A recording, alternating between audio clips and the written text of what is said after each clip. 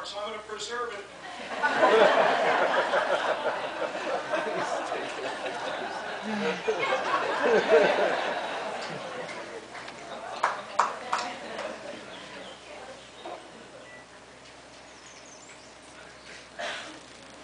Notice we have a few fellow UWSP graduates. Our treasurer, our Friends Group treasurer, Eric Greenfeld, where is he? He's the librarian, or was the librarian at Princeton. But I don't know if he realizes it, but UWSP is referred to as the Harvard of the Midwest. There's 3 graduates from UWSP.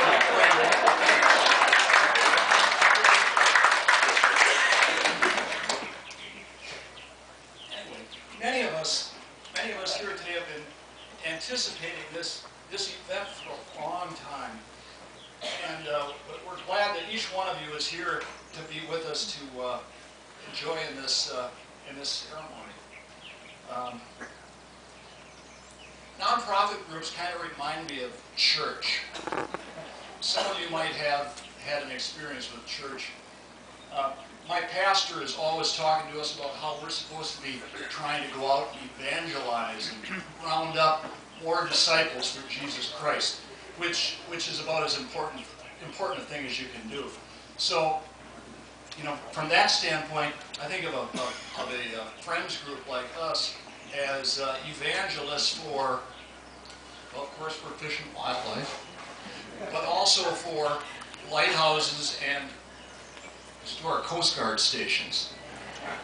That was awesome about what you were saying about the station down there in Chicago, wasn't it? Yeah. So that's what we want to try to make happen out here on Plum Island, and to some extent at least stabilize that lighthouse and that fog signal building on Pilot Island as well. I'm a librarian. I work for the Clintonville School District.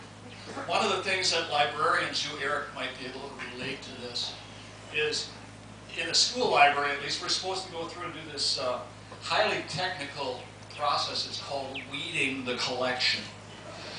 And so every year around this time, towards the end of the school year, we go in and we start, you know, pulling the old books off the shelf and evaluating, you know, how many times has this thing been checked out, and so on. Well, I was doing a little weeding, believe it or not, this is a true story. I was doing a little weeding just a week or 2 ago, and I found this book on the shelf.